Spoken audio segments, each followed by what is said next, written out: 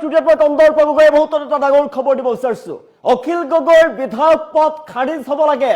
ভুল তথ্য দি নিৰ্বাচনী আয়োগক ভুল তথ্য দি নিৰ্বাচনত অৱতীৰ্ণ হৈছিল অখিল গগৈ। তেওঁৰ বিৰুদ্ধে যথেষ্ট কেছ আছিলে, কিন্তু তেওঁৰ কেছ সীমিত দেখুৱাই নিৰ্বাচনত অৱতীৰ্ণ হৈছিল অখিলে, আৰু সেইবাবে অখিল গগৈক বিধায়ক পদ খাৰিজ কৰিব লাগে।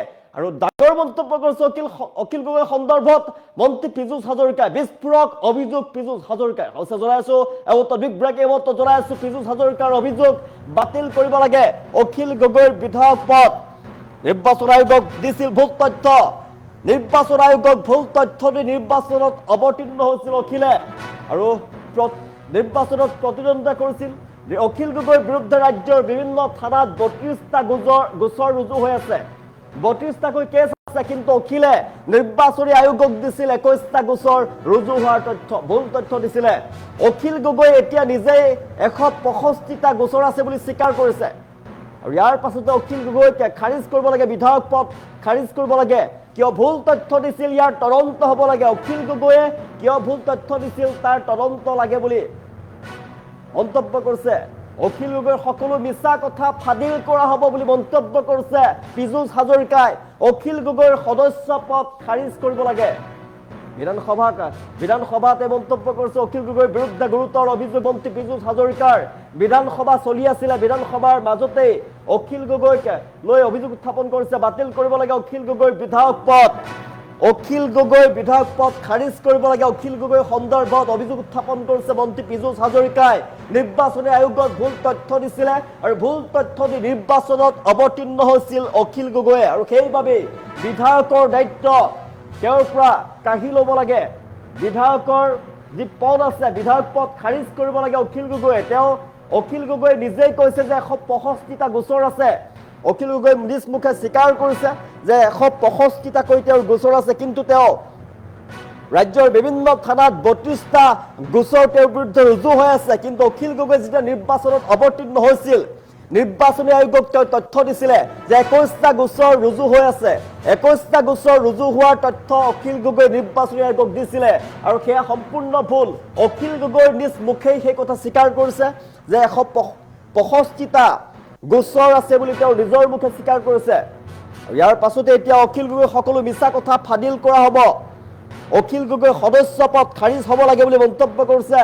গুৰুতৰ অভিযোগ উত্থাপন কৰি মন্ত্ৰী পীযুষ হাজৰিকাই মন্তব্য কৰিছে যে অখিল গগৈ যি বিধায়ক পদ আছে, সেই বিধায়ক পদ শীঘ্ৰেই খাৰিজ কৰিব লাগে।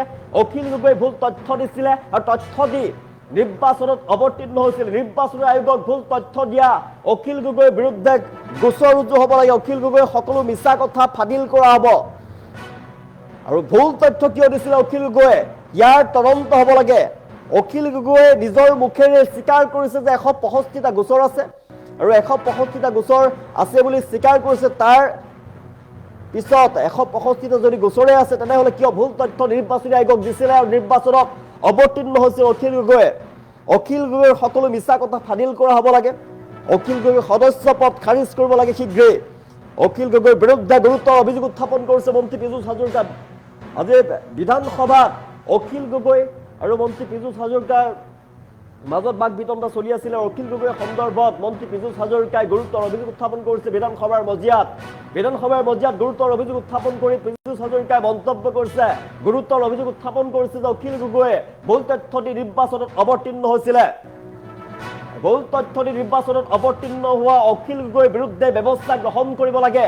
কিন্তু ভুল তথ্য দি নিৰ্বাচনত অৱতীৰ্ণ হৈছিল, কিন্তু এতিয়া নিজৰ মুখেৰে স্বীকাৰ কৰিছে যে বিভিন্ন যি থানাত, ৰাজ্যৰ বিভিন্ন প্ৰান্তৰ থানাত অখিল গগৈৰ বিৰুদ্ধে 165টাকৈ কেছ আছে, গোচৰ ৰুজু কৰি থোৱা আছে। কিন্তু যেতিয়া তেওঁ নিৰ্বাচনত অৱতীৰ্ণ হৈছিল, নিৰ্বাচন খেলাৰ সময়ত তেওঁ 32টা গোচৰ তেওঁৰ বিৰুদ্ধে ৰুজু হৈ আছে, কিন্তু অখিল গগৈয়ে মাত্ৰ 21টা গোচৰ ৰুজু হোৱাৰ তথ্য দিছিলে। যদি অখিল গগৈৰ 165টা গোচৰ আছে তেওঁৰ বিৰুদ্ধে, বিভিন্ন থানাত গোচৰ ৰুজু হৈ আছে, তেনেহ'লে তেওঁ মিছা তথ্য দি নিৰ্বাচনত কিয় অৱতীৰ্ণ হৈছিল তাৰ তদন্ত হ'ব লাগে। অখিল গগৈৰ বিৰুদ্ধে সৰব হৈ পৰিছে মন্ত্ৰী পীযুষ হাজৰিকা। বিধানসভাৰ মজিয়াত অখিল গগৈৰ বিৰুদ্ধে সৰব হ'ল মন্ত্ৰী পীযুষ হাজৰিকা। পীযুষ হাজৰিকা মন্তব্য কৰিছে, গুৰুতৰ অভিযোগ উত্থাপন কৰি অখিল গগৈৰ বিৰুদ্ধে মন্তব্য কৰি কৈছে যে অখিল গগৈ মিছলীয়া, আৰু অখিলৰ বিৰুদ্ধে তদন্ত হ'ব লাগে কিয় ভুল তথ্য দি নিৰ্বাচনী আয়োগক ভুল তথ্য দি নিৰ্বাচনত অৱতীৰ্ণ হৈছিল অখিল গগৈয়ে সমগ্ৰ তথ্য ফাদিল হ'ব লাগে অখিল গগৈ সদস্য পদ খাৰিজ কৰিব লাগে অখিল গগৈৰ বিৰুদ্ধে গুৰুতৰ অভিযোগ উত্থাপন কৰি পীযুষ হাজৰিকাই মন্তব্য কৰিছে বিধানসভাৰ মজিয়াত অখিল গগৈৰ বিৰুদ্ধে সৰব হৈ পৰিছে মন্ত্ৰী পীযুষ হাজৰিকা অখিল গগৈৰ 32টাকৈ তেওঁ গোচৰ ৰুজু হৈ আছে বিভিন্ন থানাত অসমৰ বিভিন্ন থানাত অখিল গগৈৰ বিৰুদ্ধে 32টা গোচৰ ৰুজু হৈ আছে কিন্তু নিৰ্বাচন আয়োগক ভুল তথ্য দিছিল অখিলে নিৰ্বাচনী আয়োগক ভুল তথ্য দি অখিল গগৈ নিৰ্বাচনত অৱতীৰ্ণ হৈছিলে আৰু ইয়াৰ বাবে অখিল গগৈ বিধায়ক পদ খাৰিজ হ'ব লাগে নিজৰ মুখেৰে অখিল গগৈ এইমাত্ৰ স্বীকাৰ কৰিলে বিধানসভাৰ মজিয়াত স্বীকাৰ কৰিছে যে তেওঁৰ বিৰুদ্ধে 165টাকৈ গোচৰ অসমৰ বিভিন্ন প্ৰান্তৰ থানাত ৰুজু হৈ আছে ইয়াৰ পাছতো কিয় অখিল গগৈ মিছা মাতিলে কিয় মিছাকৈ তথ্য দিছিলে নিৰ্বাচনী আয়োগক নিৰ্বাচনত অৱতীৰ্ণ হ'বৰ বাবে ভুল তথ্যৰে অখিল গগৈ নিৰ্বাচনত অৱতীৰ্ণ হৈ জয়ী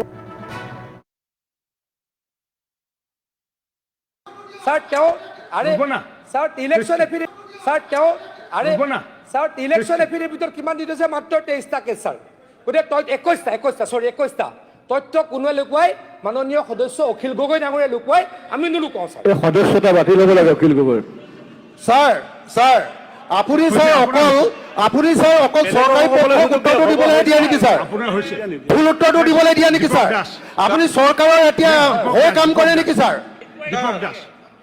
গোটেই অসমত মোৰ এগেইনষ্টত 32টা নহয় 165টা আছে আৰু 50টা মান এতিয়ালৈকে মই 21 জেল পাই গলো 50টা মানৰ এতিয়ালৈকে 21 জেল পাই গলো স্যাৰ ইলেকশন এফিডেভিটত ভুল ইনফৰমেশন কিয় দিছে স্যাৰ এইবিলাক নালাগে নহয় ব্যক্তিগত স্যাৰ মোক ক'ব নিদিয়ে কিয় মই যিটো প্ৰশ্ন সুধিছো তাৰ উত্তৰ দিয়ক স্যাৰ মোৰ প্ৰশ্নটোৰ উত্তৰ দিয়ক স্যাৰ মোৰ প্ৰশ্নটোৰ উত্তৰ দিয়ক স্যাৰ উত্তৰ দিবলৈ গৈ আছো না উত্তৰ দিবলৈ এক্সাম্পল দিব লাগিব আপুনি মই স্যাৰ উত্তৰ দিলে এক্সাম্পল দিমেই স্যাৰ উত্তৰ দিলে মই এক্সাম্পল দিমেই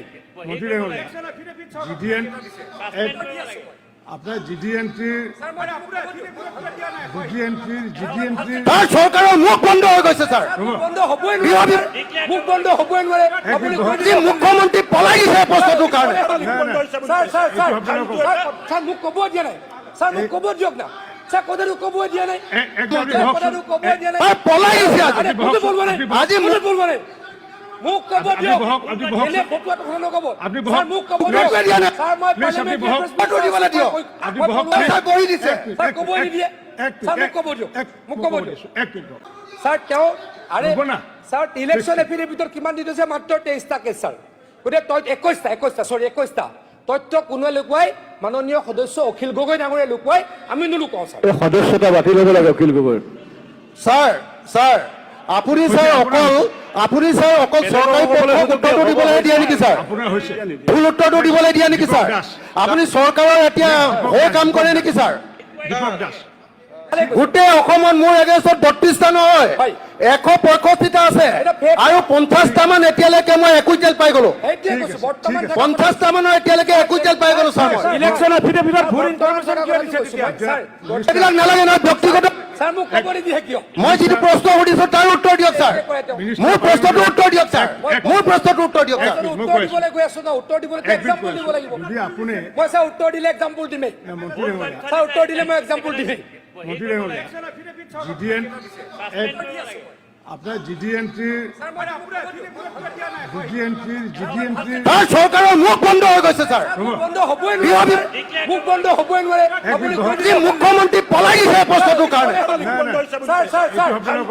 স্যার মোক ক'ব দিয়া নাই স্যার মোক ক'ব দিয়ক না স্যার কথাটো ক'ব দিয়া নাই কথাটো ক'ব দিয়া নাই পলাই গৈছে আজি মোক বলব নাই মোক ক'ব দিয়ক এনে ফটোত কথা নক'ব স্যার মোক ক'ব দিয়ক স্যার মই ফটো দিবলৈ দিয়ক স্যাৰ বহি দিছে স্যাৰ ক'ব নিদিয়ে স্যাৰ মোক ক'ব দিয়ক স্যাৰ তেও আৰে স্যাৰ ইলেকশন এফিডেভিটৰ কিমান দি দিছে মাত্ৰ 23টা কেছ স্যাৰ গতিকে 21টা তথ্য কোনোৱে লুকুৱাই মাননীয় সদস্য অখিল গগৈ ডাঙৰীয়া লুকুৱাই আমি নুলুকাও স্যাৰ এই সদস্যতা বাতিল হ'ব লাগে অখিল গগৈ স্যাৰ আপুনি অকল চৰকাৰী পক্ষক উত্তৰটো দিবলৈ দিয়া নেকি স্যাৰ ভুল উত্তৰটো দিবলৈ দিয়া নেকি স্যাৰ আপুনি চৰকাৰৰ এতিয়া হৈ কাম কৰে নেকি স্যাৰ